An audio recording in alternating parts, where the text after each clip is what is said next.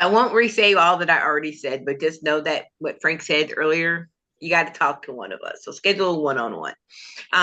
But welcome everyone to the August gathering of the Charitable Roundtable. My name is Mary Jenkins, and I am one of the people who is privileged to help plan the sessions and be part of what's going on here, where we create a safe space for nonprofits to come. We offer topics that are relative to supporting the missions of nonprofits, and then we give opportunities for us to have discussions about it. And so we have with us the visionary behind the Charitable Roundtable, which is Mr. Frank Agan. And then we have members of the planning committee, which is Genevieve Peturo, and I'm sorry if I pronounced your last name incorrectly. And we have Kurt and Kurt. And I know I pronounced his last name. So you guys at some point share your last names. And then we also have Crystal Johnson, but today Crystal's taking on a different role from being the person that watches and monitors and make things go well, but she's actually going to be giving us some powerful information because she is, I will call her a master in understanding the AI space. She probably would say, no, I'm just really good at it. But with what I've known her to create and all that she brings to the table, she's really, really good. And so I introduce to some and present to others, none other than Crystal Johnson, who will be leading our discussion on AI. Woo. Thank you. Thank you, Mary, and thank you everybody for joining. Um, so I'm gonna try to do it a little bit different. I have a few slides, but I don't want to spend a lot of time in those. I want to do a little bit of hands-on stuff. So first of all, I do have a quick question. Do any of you not have a Chat GPT account? Okay. Okay, no problem. So I'll show you the simple way. You can use the free version to become acclimated. But before I jump into that, let me just share my screen and get started with the presentation. And we will get you going. And if you have questions, feel free to put them in the chat. Um, and I'll do my best to keep an eye on it, but I'm sure Mary will help me with that. All right.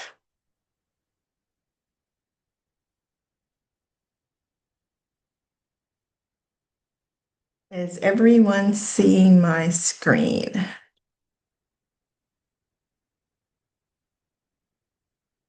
Okay. Yes. So, okay, great. Thank you. So, Mary, thank you for the introduction, Mary. But I also am a change manager, a change strategist. So, what I do is help people with processes. So, with everything that we do in business, our nonprofit or whatever, our lives in general, there are steps that we take. So I help you if you have an unplanned disruption or a planned disruption to navigate that successfully. So one of the biggest disruptors right now is artificial intelligence. So I work with executives, leaders, owners to integrate AI into their processes. I start with, as I think about this, so being a change practitioner, change manager, um, mindset is critical to being able to see an opportunity in a disruption. So it's easy for us to kind of brace ourselves when something is coming that is a little bit out of the norm. It's easy to brace ourselves for that disruption and just kind of go with the flow. When you have that kind of a mindset, it makes it a little bit more difficult to find opportunities that may be hidden within this. So I call it a power trio, and it's a positive mindset. Then you have to be curious. I wonder what would happen if yeah, I had one of my young ones. when they were younger, they had a curious moment where they wondered what would happen when they stuck one of my bobby pins in the socket because it looked like a keyhole to them. Thankfully, we didn't have a fire, but I know the phrase, and as we get older, we have a tendency to be a little more guarded with our curiosity and a little more guarded with our imagination. And so I just want to encourage you, each of you, when it comes down to AI, to have this kind of a mindset that allows you to, I wonder what would happen if. I wonder what kind of information I could get if, and that will help you to ask questions. You can ask those questions into ChatGPT and I'll show you. So I found that um, nonprofits are faced with a whole bunch of challenges, as every organization. But I want to show you how AI can help solve some of the top challenges that nonprofits face.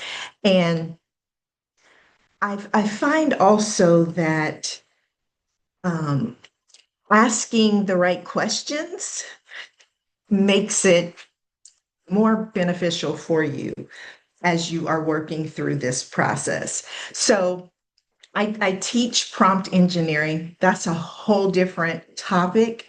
And the main reason behind that, and I guess we can talk about these. Let me just ask a question about these top challenges. So it's limited staff and resources, communication and donor engagement gaps, and time consuming research or grant hunting.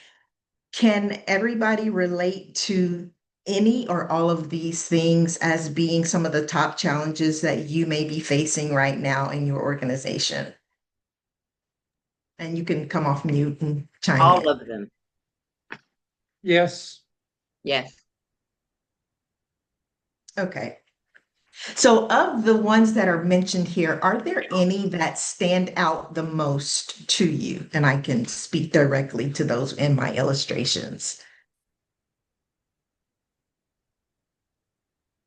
Donor engagement gap for me, and Okay. then grant hunting. The time Okay. just we're starting to get into that. And so All right. For me, it's limited staff. Okay. Okay. So we have donor engagement and grant hunting and staffing issues. All right, I'm going to briefly stop sharing and go into my chat GPT and let everybody see that.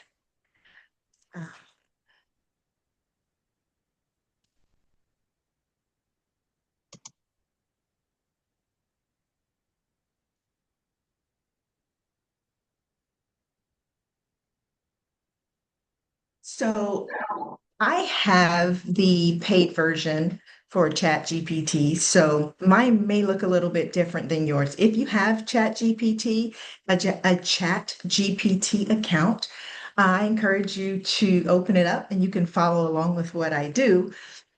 If not, it's free to sign up for it. It's open AI that you would sign in and create a free account. You don't have to have an account to use it. You can just go into ChatGPT and it will open up this prompt box here and you can just type something in and it'll give you information.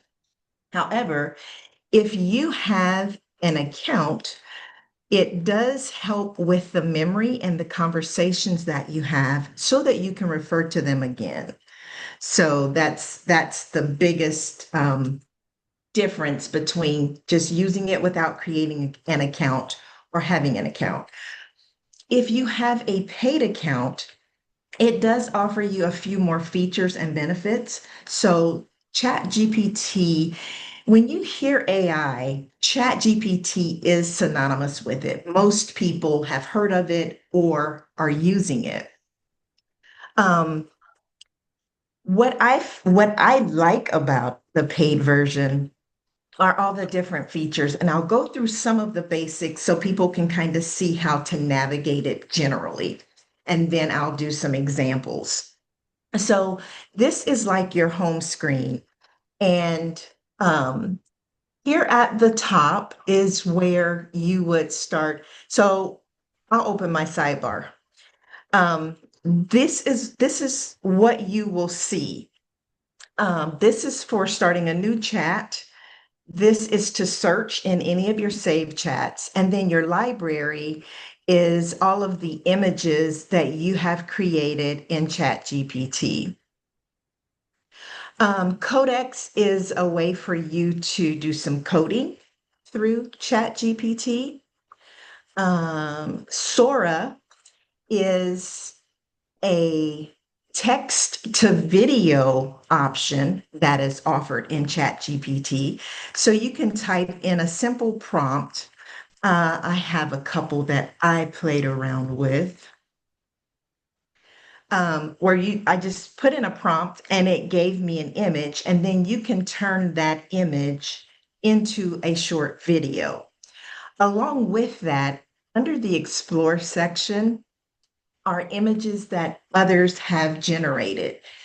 From these, you can either use them, or what I like about them is if you click on it, it will give you the prompt that was used to generate that image. So if you find an image that you like, especially in any of the AI platforms, Ideogram is also an image generator.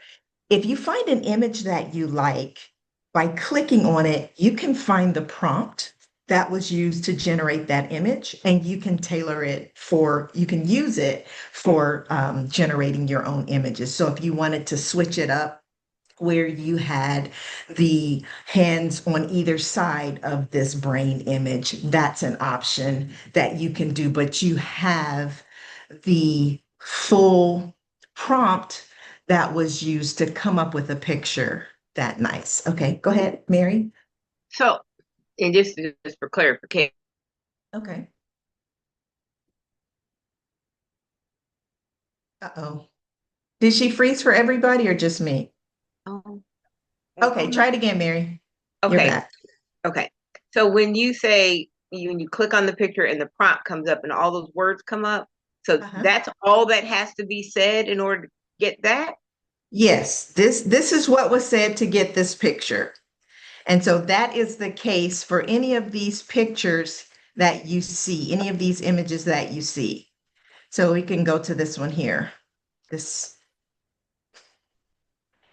And so the prompt that was used for that is here. So you could copy that prompt and you could fine tune it or make any adjustments to it to generate this same kind of a thing. Let's keep it moving. I have, okay, under in ChatGPT is a section that's called GPTs or Explore GPTs. These are just pre-trained models. So ChatGPT in general, you can put any kind of information and it will give you feedback from that. With these custom GPTs, they have been pre-trained to provide specific information. So for instance, let's say we wanted to look at funding for nonprofits.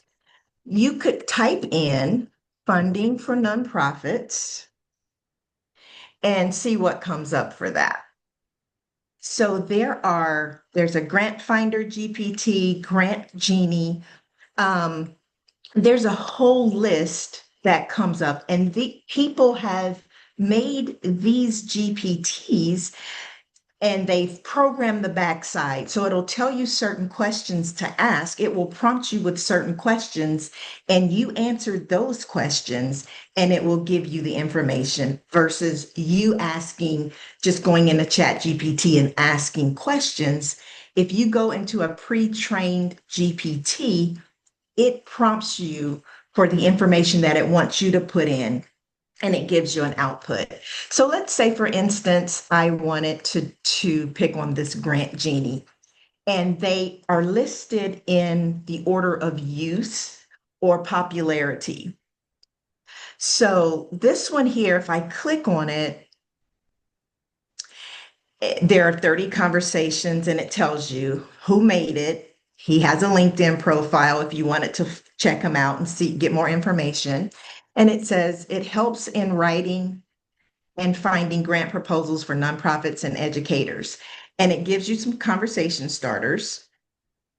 And you would simply click on Start Chat, and it will prompt you with things that you would put information in, and then it would give you an output.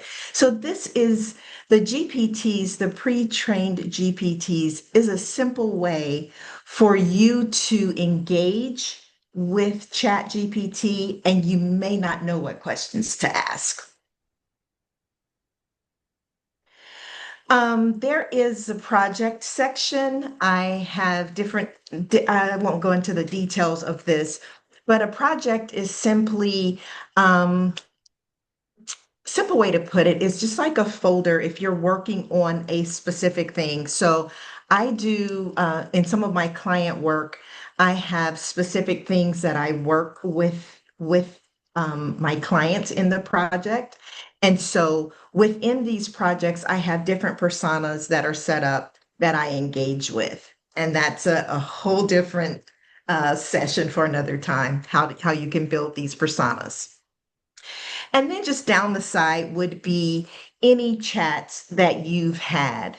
A cool thing about these is once you start a new chat, it generates a topic for it based on whatever your conversation was. So you have a few options. You can either share it, you can rename it. I like doing that so that I can remember the conversation, because sometimes the heading that it gets or the name that it gets just from chat thinking it understands what you're saying may not be enough to trigger you. So if you're having a conversation in Chat GPT and you want to go back to it later, you can always rename it with something that you'll remember. You can also add it to one of your projects. You can archive it or you can delete it. The other thing that I want to show you is this prompt bar. This is where you would put whatever your instructions are in ChatGPT. With this plus button here, you can add photos, you can add files. Agent mode is new. I really love that. I've been exploring it. One example of agent mode is you can have an AI agent to do specific tasks for you. And I'll get into that a little bit later. Deep research, it just takes the conversation a little bit deeper with the AI as far as the output that you get back. So in the older versions of ChatGPT, when you would click on this drop down, it would have a whole list of models. They started like at 3, I believe, and now they're at 5. And so it used to be a long list of different models that you could pick for different things. So there's just like a general one, and then there's one for a deeper reasoning. But with 5, they just have thinking, which is more general, and then they have, I'm sorry, this is for more thorough, and I'll show you the difference, and you can switch between the two when you are in the middle of a conversation. Is everybody still tracking? Am I going too fast? You are No, blowing my go ahead. mind, but I'm loving it. Me too. Okay, all right. Um, so by checking on a different model, it changes how it goes into the process of getting you back information. You can create an image. You can ask it to think longer. Um, there's the study and learn. There is web search. If you click on this, when you put something in the prompt box, it will do a web search for you. The difference in ChatGPT, there are two tools that I wanted to basically go over with everyone today. It's ChatGPT and it's Perplexity. Um, ChatGPT typically does not search as well. They're doing a lot better. Um, but they don't always provide the sources that they are getting their information from unless you ask it and unless you're in either the deep research or the web search. Canvas, it's a really nice feature that I'll show you in just a second. You can also connect your Google Drive if you'd like. You can connect your OneDrive or you can connect SharePoint, all of those within ChatGPT. And then you can use your agent to do specific tasks for you within any of these things that you have connected. Um, Everybody can dictate. So if you're not a fast typer, or if you're a fast typer, but sometimes your thoughts are come a lot quicker than you can get it out in the perfect sentence, you can just talk into ChatGPT, and I'll demonstrate. You can talk into ChatGPT and just have however it comes out without trying to think through, okay, I need to ask it this first and then ask this. You can just talk, and I'll show you how that works. With the voice mode, um, it has a conversation with you. So you can talk to it and it will respond to you. You can select the voice that you want to use for it. I love using that feature. Oh, and another thing, you can get the ChatGPT app. What I like about that is it syncs. So whatever I do on my phone, I can find that in my desktop version. And so when I'm in the car, I hardly listen to music. It's always a brainstorming session. So I will click on the voice mode on my phone, on my Chat GPT app, and I'll start talking. And since my phone is connected to my car, everything is hands-free. So I'm like, okay, I'm in the car again. And my Chat GPT was like, all right, what's on your mind? I know you're thinking of something. What you got cooking? And we have a conversation where I am talking about whatever idea I have, and it's answering me. And the good part is it translates that into text, and it will save those conversations in your memory as well. So you can refer to those. So I really like that because for several reasons. I like being able to talk into it because sometimes my thoughts, trying to categorize everything in my head so that it comes out into the perfect prompt, may not always work that well. So if I am able to just speak it, it works. Um, so let's demonstrate. I want to demonstrate with the thought of donor engagement. So let's ask ChatGPT to help us with some of our donor stuff, donor engagement. I want to get our donors a. I have some prompts here. Go back to my screen.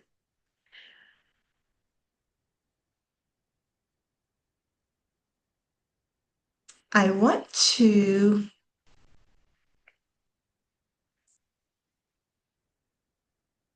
Come on, any day now.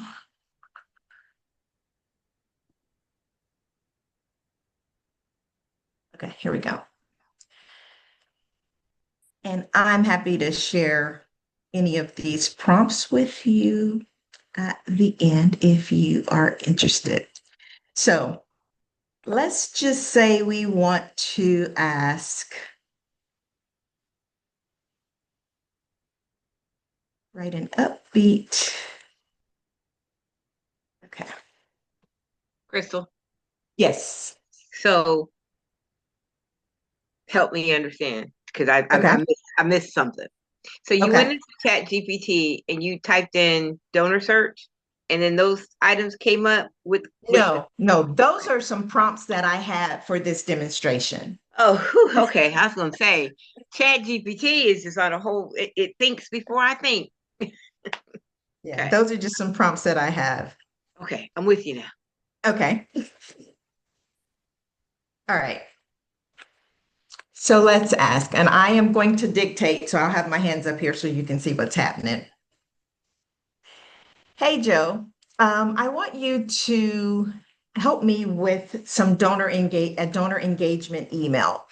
I want to thank the donors for their continued support and letting them know just how much it means to our organization being able to be successful these 5 years. I do want to touch on the option of them becoming a monthly donor because that will really help with our bottom line. What information do you need from me to be able to craft this?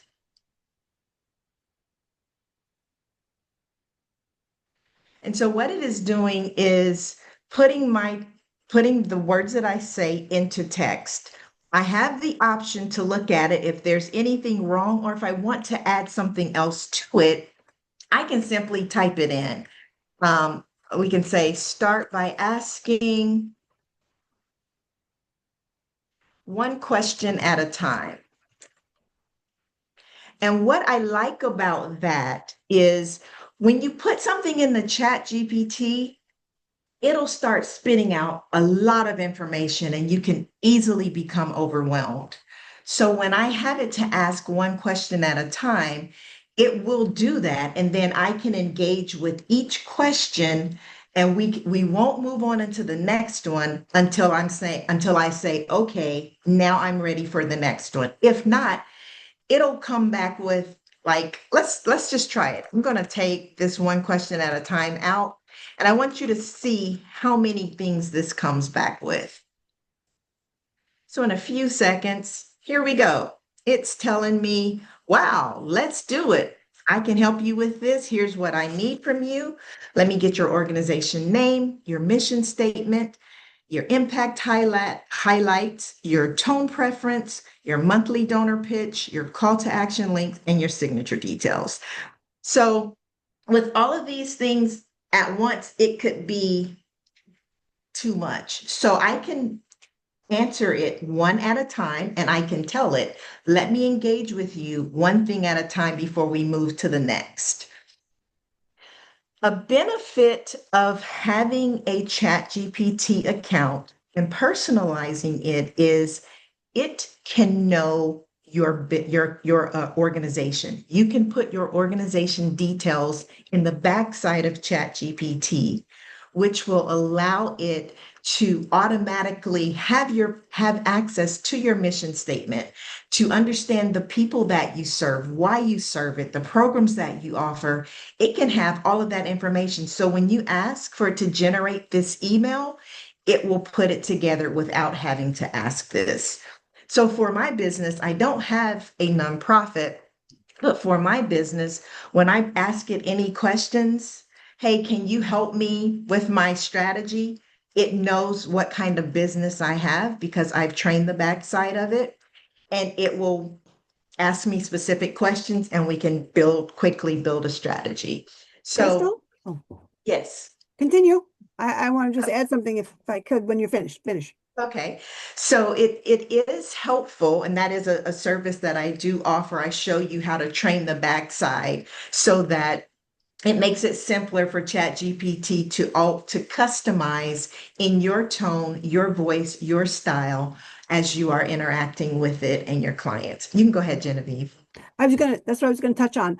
What is very useful for me, because I write a lot generally, I want it to know my tone. So I fed it my book. I feed it my articles that I've written. I've decided not to be afraid of any downsides, because otherwise I'll be in a, holed up in a prison cell on my own. Right. So I've fed it my book, I feed it my articles, And I always say in my tone, say it the way I would say it. And it's amazing because then they'll reply in your warm, friendly tone of so and so, yet professional. And then they give it to me, and it is my tone. And then I can tweak it as I feel, but it skips over that one avenue where they could give you something that, like, I wouldn't say this. Right. That is a very good point. And yes, that is exactly what I do. I feed it information about me so that it is able to speak like I would speak. Yes. Got a question. Uh-huh. Actually for Genevieve. Um, okay. I didn't tell it to raise my hand, but it did. Interesting. Yeah, it's nerve. So question, Genevieve, when you say you fed it your books, do you mean you read your books to it? Nope. I uploaded my PDF of my book. I upload my PDF of the articles and I say, please read my book so you know my tone. Please, this is my newest article. Please hold for further instruction. Please digest my tone, all that stuff. And it just keeps it all. And it will Oh my God. refer. I'll ask it, what are 3 of the top messages in my book? And it will spit out in Purpose, Passion, and Pajamas. I think the 3 most important messages are, and it could be months. And it could say in your latest article, the #1 topic you hit on most was, it's scary. I swear there are munchkins behind the curtain. Okay. Yes, and how the way that you do that, you can feed it a couple different ways. You can either hit the plus and you can add files and photos. By adding files, it can go into your downloads or wherever, your shared drive, wherever you want it to go. And then you can select the file that you want to put in there, or you could copy and paste that information here into the prompt box. And the third option, if you have a website or if you have a YouTube channel or any of those things, you can ask it to go to your YouTube channel and to give you feedback on your top um, videos. So there are 3 different ways, at least 3 different ways that you can feed your information into ChatGPT. All right, I'm running out of time, so I want to hop into, oh, there is one other thing that I want to show you. Genevieve made a good point. There are times that people can be a little apprehensive about putting their information into these large language models, and not really want to do it. So let me show you a spot in the settings that I encourage everybody to do one way or the other.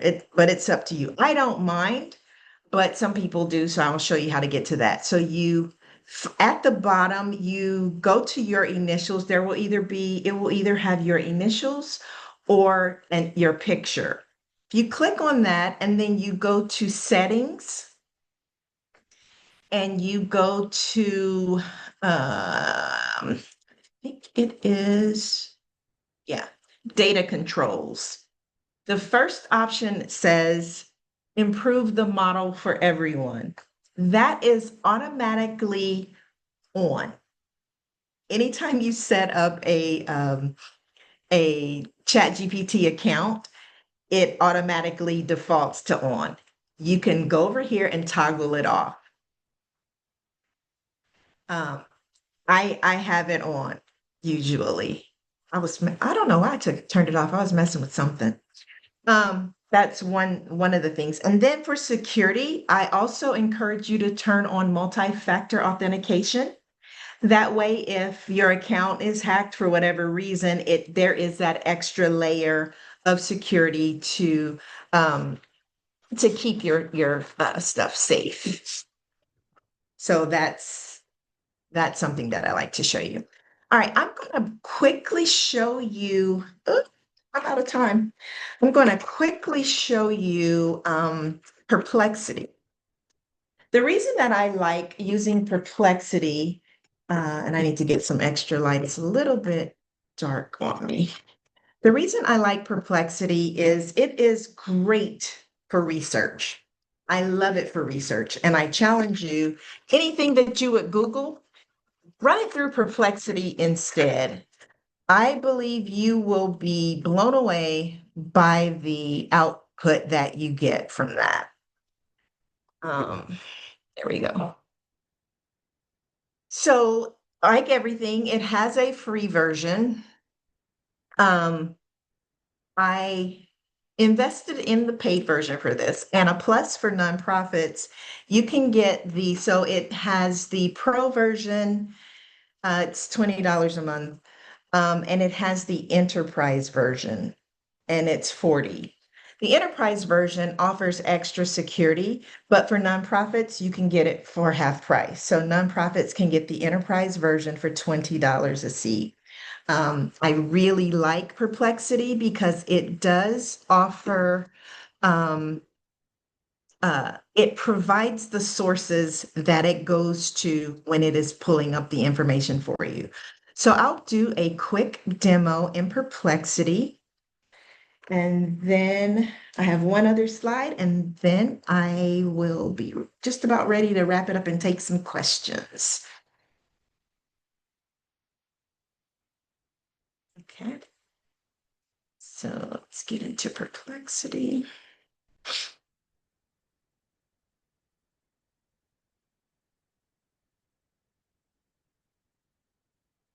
Okay. So most of the large language models have the same kind of look and feel. So this is similar to what you see in ChatGPT. You'll have a prompt box, the same with Copilot, and the same with Gemini, the same with Claude, the same with Grok, yeah, DeepSeek. All of them have like the same kind of overall navigation. Each of them have different strengths. So it's almost like if you're watching a movie and then a trailer pops up, or if you're watching TV and it'll show up a trailer and then it'll say, if you want to see this, you need to get Apple TV. And then something else will come up and it'll say, you can watch this with Amazon Prime. And something else will come up and say, watch it with Hulu. That's kind of how these large language models are. They have different strengths. I encourage if you are a Google user, so if you like Google Sheets, you like Docs, then I encourage you to use Gemini, which is their version. I don't know. Are you seeing my screen with Gemini, or is it still okay? I encourage you to use Gemini because it's integrated into Google Sheets, it's integrated into Google Docs and all of the workspace, all of that. If you are a Microsoft person and you like using Word and Excel and things like that, I encourage you to use Copilot. Again, Copilot and Gemini are similar to ChatGPT, and so they have the same feel, but they all have their perks. And Copilot works specifically with Microsoft products. And you can take your current Excel sheets that you're using and you can engage with them with AI. And that's a simple way, instead of taking it over into your Excel sheet, over into ChatGPT, you can engage with it with Copilot. And that's an extra layer of security for people that are a little more cautious about putting their information into ChatGPT. It's the same with Google Sheets. You can engage with Sheets in Gemini and within that platform have that security instead of uploading your information into ChatGPT. So I just wanted to make everybody aware of that option. And it's like 3 areas of exposure is maybe one way to put it. So the lowest exposure, especially with like when we're talking about using ChatGPT, is just copying and pasting information in there. You have moderate exposure doing a ChatGPT integration. What I mean by that is if you're in ChatGPT and you connect your Google Drive, there are some protections that ChatGPT has, security protections that it has, that you can also revoke, it's permission based, and you can revoke it at any time. The lowest risk and the highest compliance is doing it either by using Copilot, if you're looking at using your Excel spreadsheets, or using Gemini if you're looking to use your Google Sheets. Does that make sense? Is everybody following me? Okay. So jumping into to Perplexity, Richard mentioned about funding and a fall campaign. Let's check with Perplexity and see if they can let us know of any funding opportunities for Richard, do you have a nonprofit? Yes, I do.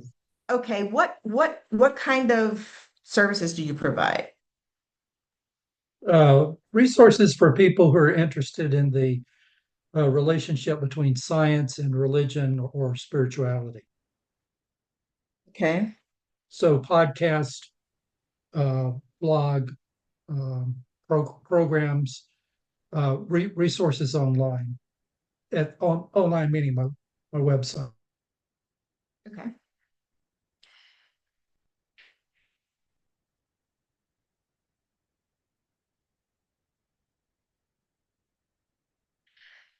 Hey, I would like to, just a second,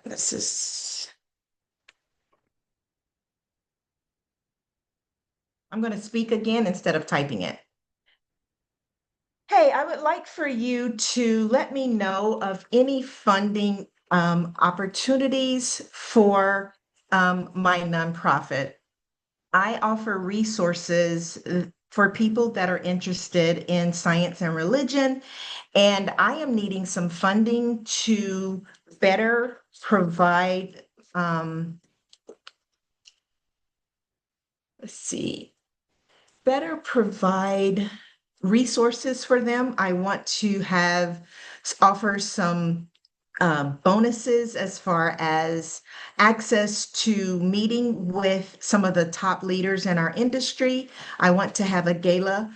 And so I need to generate some funds for this. So can you let me know of any funding opportunities for this particular type of nonprofit organization? So with this one, I could pull out these ums and all that, but let's just go and see what it tells us. With Perplexity, I'm going to show you what it's doing right now is going for the answer, and it's telling us what it's doing. So far it has viewed 20 sources. And in this, it is telling us what is out there for what we asked. So, and I think it is finished. Yes, it's done. So it tells us here are some opportunities. So it's the John Templeton Foundation, tells us what it offers. And again, what I like about Perplexity, if you click on this, it will give you the sources that it pulled it from, and you can read into that further and get additional information. So I really like that in real time, you can go into it and make that change or do that check of the source. And then after that, it gives some fundraising ideas that you can do. Individual donations and memberships, some partnerships, other funding streams like selling branded goods, hosting lectures, webinars, or workshops featuring thought leaders. And then it gives you some next steps. And then the other thing that I like is it offers some related topics. So if you didn't have a follow-up question on your own, it gives some suggested ones that you can use. You can, if you don't like the answer that you get, you can always click the rewrite button and it will generate somewhere. It'll do another search for you. Another quick thing, and this is Critical. true in Chat GPT as well, you can copy the response that you get. So a lot of times the way we copy is go and we highlight everything and we do like control copy and control paste. But if you just click this copy button, it copies everything for you, and then you can just move it over into like a Google Doc or a Word doc. And just show you. And it pastes it all there for you. So this is everything that we just pulled up in Perplexity. It's now in a Google Doc that I can refer to later. It still has the sources that you can reference. It also gives you the links at the end. So that's another simple way for you to do that. The last thing that I want to share, and then I'll have a few questions, is I talked a little bit earlier about your prompting and how prompt engineering can be a whole thing, and it can be confusing, and sometimes you can feel like what's the point? It's not worth it. I'll just ask it my question and work through it the best way that I can.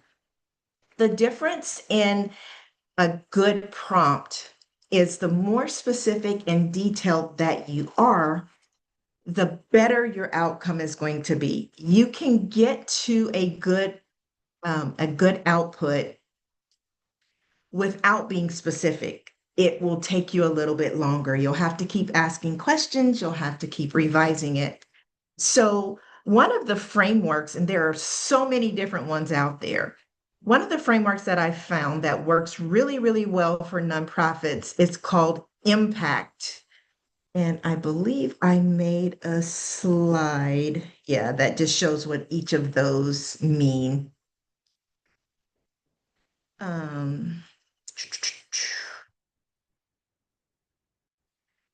I'll share that, and you can do a screenshot if you'd like of this.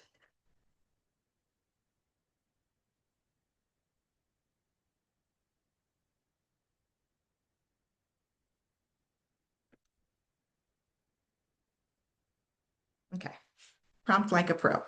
So here's the impact format. The I is for intention, and that means you just define your specific goal that you're wanting the AI tool to do. Metrics is how you will measure the success. P will stand for the problem or the challenge that you're solving.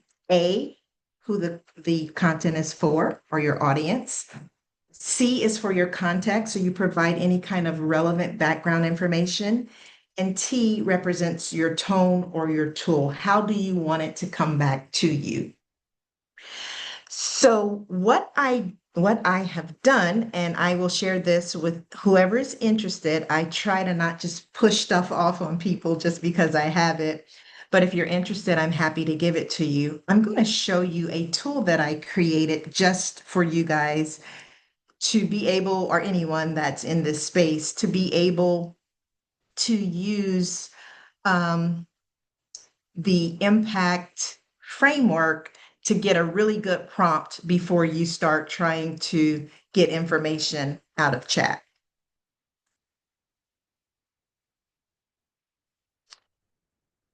So I made this tool that's called Prompt Like a Pro. And what it basically does is walks you through each of these steps where what is your intention? It asks what specific goal or task do you want to accomplish? And you would type that here. So we'll just use an example of a fundraising appeal. And there's an example here that we're going to go with. And what it did by clicking on use this example, it put a specific piece in each of these sections. So the intention is to create a compelling year-end donor appeal email that motivates supporters to make their largest gift of the year. The metrics are to increase open rates by 20%, achieve a 15% click-through rate and generate $50,000 in donations within 2 weeks. The problem is our year-end appeals have become predictable and donors are experiencing fatigue from repetitive messaging. The audience is existing donors who have given $100 plus in the past year, primarily aged 35 to 70, passionate about our mission. The context is end of year giving season. We recently achieved a major program milestone and many donors received dozens of similar appeals.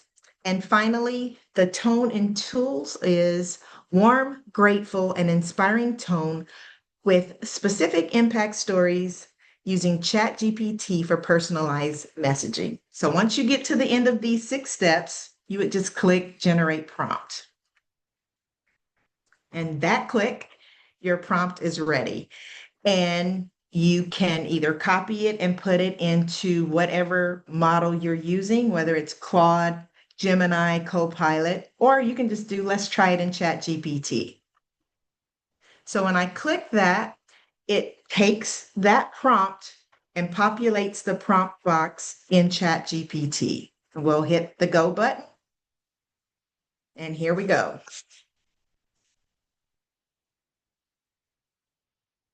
So it gives us a couple different options for our subject line, and it gives us the structure for our email. Now, another wonderful feature in ChatGPT is the Canvas feature. If I click on Canvas, it opens this like it's a Word document. And so it says, because of you, this happened. Let's say we don't like how this sounds, and we want to say, we are so thankful for you being in our corner. I can go in here and put, just type it. We are so thankful for you being in our corner. So in real time, you can make edits to this document. And then when you copy and paste it into your email, it's good to go. So you can review it. And I always recommend that you do that. Anything that you get through ChatGPT, review it. Another interesting thing is you can highlight a section. Let's say we don't like the call to action. So when you are reading over this as the expert, I have to move this so I can see. You can highlight this and it will give you the option where you can ask it, let's see.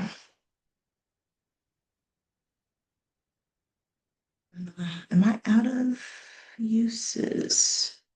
You can ask it to change a particular, I think I've reached my max on this particular one, but you can highlight a section and then you can put a message into ChatGPT. So you can say, make it stronger, make the call to action more succinct. You can give it specific instructions and it will rewrite that particular section. So I really like the live engagement that you can do with this. And here's another benefit.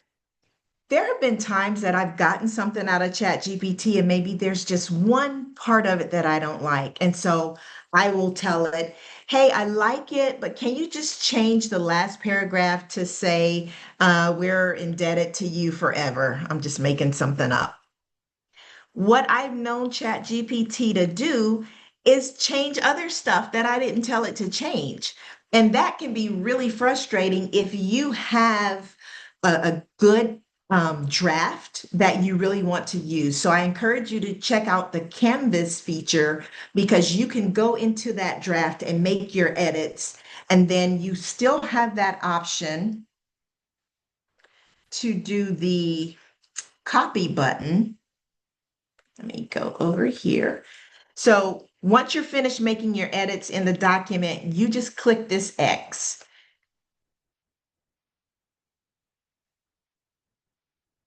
And so this is in your chat. This same thing is still in your chat. You can't make edits now because it's not in the Canvas feature, but you can switch between looking at it regularly, which is here in the sidebar. This is where you can copy it. You can give it a thumbs up. Hey, this is a good response. That lets ChatGPT know, okay, I'm on track with how she wants these things to be. Or you can give it a thumbs down.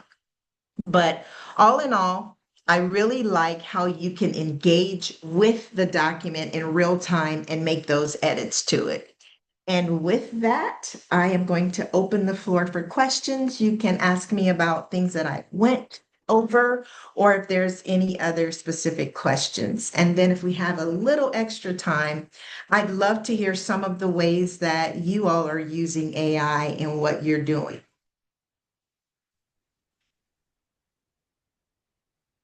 I'll speak up. First, I want to say, ooh, thank you, Crystal, for all of that information. I mean, I'm blown away, because so the extent of my chat GPT has been on my cell phone. I thought, and this is gonna sound crazy, I thought chat GPT was like a cell phone app, that I didn't realize that it was like it was so much bigger. And so as I'm watching you doing it, I'm like, oh my God, I've been missing so much. And I have not even scratched the surface of what is available to you. So thank you, thank you, thank you. I use it like, here's my response to, I got an email and this is my response, and it'll say, here's a more professional version of how you say it. And so I want to say thank you. And I do have a question. So the like a pro, the that that space, what impact like a pro, or ask like a pro? Yeah, prompt like a pro. Prompt like a pro. What is that? Is that an actual website or a actual program? Yes, so I built it this morning so that I could share it with you all. It was very simple to build, and that is something great that might be a good tool if you're doing a fundraiser, or if you're having, it's a good way to create a lead magnet. So you can build out any kind of programming that you like in ChatGPT. And I did use another tool called Lovable to build out that tool. But you can build any kind of tool that can generate additional engagement in whatever campaign that you're offering. You just blew my mind. You just said I made it this morning. Like, So I encourage you and everybody else, get you a ChatGPT account. And a good question to start with is, I have XYZ nonprofit or XYZ organization, and here's what I do. Can you tell me 3 ways that AI could be beneficial with my nonprofit? That's a good starting point. And you can even ask it, hey, think outside the box and are there any other organizations that you're aware of, or find other organizations that do what I do, and tell me some of the things that sets them apart, and then give me some ideas that can make me different. So, I mean, again, with that curiosity and imagination, you can begin to just start playing around with it, and it'll take you everywhere. And you can have fun with it too. I do simple things like, you use your phone. You can take your phone and open up your chat GPT and take a picture of stuff in your fridge and say, hey, this is what I have. Can you give me some ideas of what I can cook for dinner tonight? that's a fun way that you can play around with it while you're trying to become more comfortable in using it professionally. I've just asked it all kinds of random questions just to see what I get. And Oh my God. that helps me get, become a lot more comfortable with it. So great questions. Anybody else? Crystal, it's good for fundraising, and you can say, like I saw the list of fundraising possibilities or resources, you can say, show me the ones in New York, show me the ones in the Yes. Northeast, show me the Yes. top 3 VIPs. Because for Yes. fundraising, you want it to be personal, right? So if you are looking in Mhm. your town, you might want to find out who those people are in those New York sources and see who you know who can get to them. Or if you know you're going somewhere, you're going to California, who is in San Diego, which resources, be so specific. And I think that that's great. And I do love the who's my competition. I use that Yeah. too. That's really good. Absolutely. Those are great points. And another thing, Genevieve, is not only checking in your area, you can make sure you check for things in the current calendar year because sometimes it'll Right. pull up old opportunities. So, put in, the current calendar year if there's a particular. I know a lot of people do things with what's the name of, I hadn't heard of this company before, but you guys in the nonprofit space probably know about it. It's called mm, Charity Navigator, Charity. yeah, Charity Yeah. Navigator. Yeah. You can go into Perplexity and have it pull stuff for Charity Navigator for you. Anything that's public And knowledge. Hmm. yes, and it can condense it for you a lot simpler than you having to just pan through it. So instead of using Google, you can use Perplexity for a lot of your research. And I believe you'll be pleasantly surprised with what it pulls back for you and the options that you can use to check those sources that it gives you. Last Anybody? year, um, we had a lady that spoke on social media. And one of the things that she recommended was, I said it was a year ago, Googling your nonprofit to see what is out there, what it says. What are your thoughts on asking Chat GPT, who is in our nonprofit? What are your thoughts on that? I actually encourage people to put themselves and their companies in the Chat GPT and inform Chat GPT of who you are. And that way, as others are in Chat GPT, you will come up and they're asking about you because you're putting that information in there. Because I've asked for a list. I was working with a lady that's in the signage industry, and there were some specific people that she wanted to get information of their processes and the things that are public knowledge on those companies. And so she said, "Hey, give me a list of," she knew these names, but she said, "Give me a list of the 10 top people in the industry." And that name didn't come up at all. And so she asked, "Hey, do you know Mary Jenkins?" I'm just using you as an example. Mary Jenkins with the cancer, whatever the name, what is it? The Cancer Their Connective? option collaborative. Okay. And so she asked that question and it was like, no, I haven't heard of her. And it was like, okay, do some research. Here is her website. She's in this space as well. I want you to do some research and I want you to know her as well.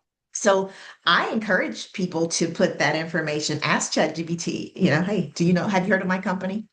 Okay. Here's my website. Why haven't you heard of my company? I'm rocking it out here.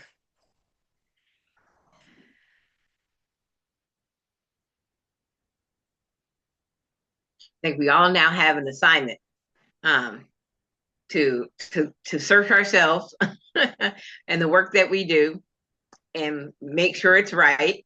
And if it's not, to update. Let's see. We have a message in the chat from Corey. Says, I love GPT. People don't understand how powerful a tool it is and can be.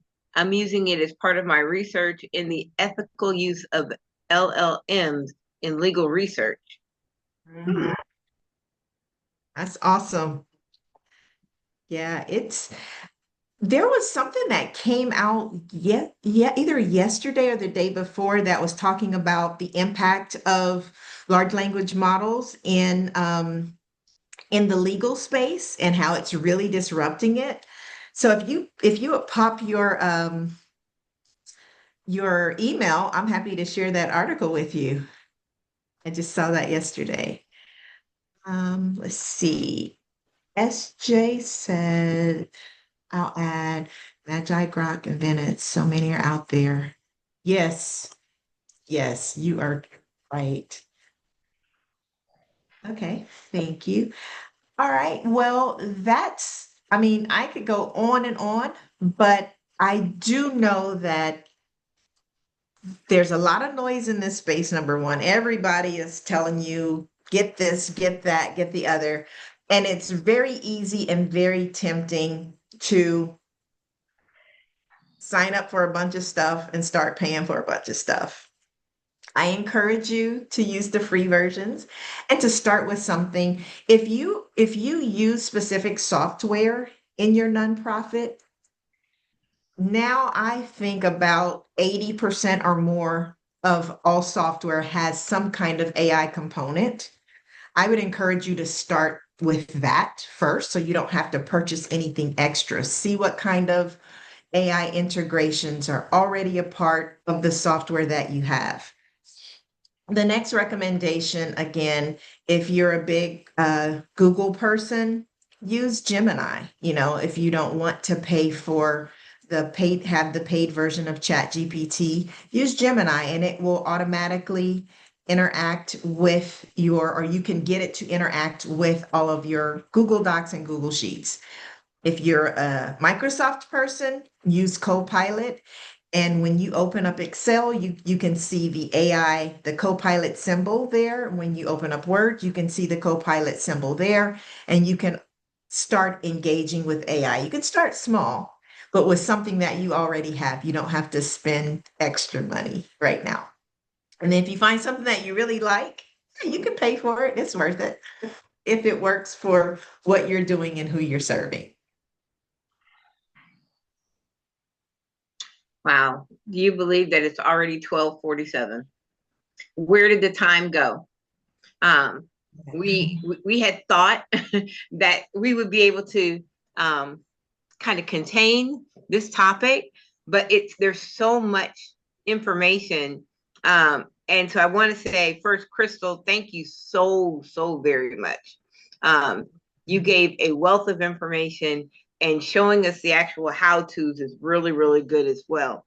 And so thank you so much in that. I have no doubt that everyone that's in the nonprofit space has something to take away from what they received on today, whether it's the ChatGPT and all that goes with it, whether it was what Genevieve, the additional insight that Genevieve shared, what Frank shared, what we shared, just has been phenomenal. And so I want to say again, thank you. We had a couple of questions at the beginning, which was, if there is a particular topic that you would like us to talk about here in the Charitable Roundtable, if you would, we don't have a lot of time left, but if you would put the topics in the chat. I honestly would love to have a part 2 of AI. But my part 2 would like the next step. Like if we've done the first step, what's the next step? Or is there a next step? Maybe that's just me personally, and I just need to schedule that time. Yes. Mary, to jump on what you're saying, maybe we can ask if we do want to do it again or bring it up to the next level. Ask people to bring in their specific questions, because if we had time, I would want to ask every single one of you, what's your specific question? If we could help you right now, right here, what would it be to do, to integrate AI, or what's your topic right now that you want to know how to best get the best out of Perplexity or whatever. So maybe if we do, we can ask people to specifically bring something top of mind that they want help with, and we could solve it for them live. And I love that. to that point, making it like a workshop where you have your Chat GPT or Perplexity or whatever open, and we do it in real time. Go ahead and plug that stuff in and see what kind of, because I find in the room when we're doing these kinds of things, you get so much good feedback from the other brilliant minds of the people that are in as you're asking these questions. So yeah, this would be great. I love this. I just love this. So,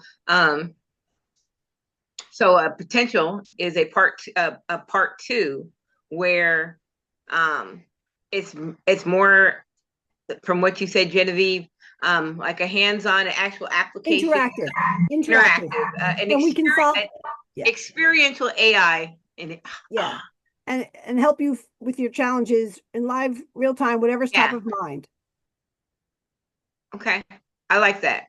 And I know it's on the spot. For September, because, with us, if we do a continuation of this, and Frank, please chime in. You too, Genevieve, Kurt, if we did a part two and have it be an experiential AI session where you come with your I want it, not prefabricated questions. How do you say that? Your challenges you need help with. Well, no, we don't want just challenges they need help with. We want specific statements, because if we're going to talk AI, what are those statements going to be? Like, because we're saying, what are they going to ask for? there you go. They're That's asked. why I was like, what's your ask? Specific ask questions. So, like with Richard doing, he had mentioned end of year fundraising. So maybe it's, what opportunities are there for end of year fundraising for my nonprofit that does specifically, in his words, it's something like, is that what we're talking about, Genevieve? Okay. Thoughts, because we can teach, right? And Crystal can lead the discussion of teaching how to better phrase it and how to take whatever they say and say, okay, go back. This thing, one thing you said is interesting. Can you expand on it? Yeah, and even building out impact.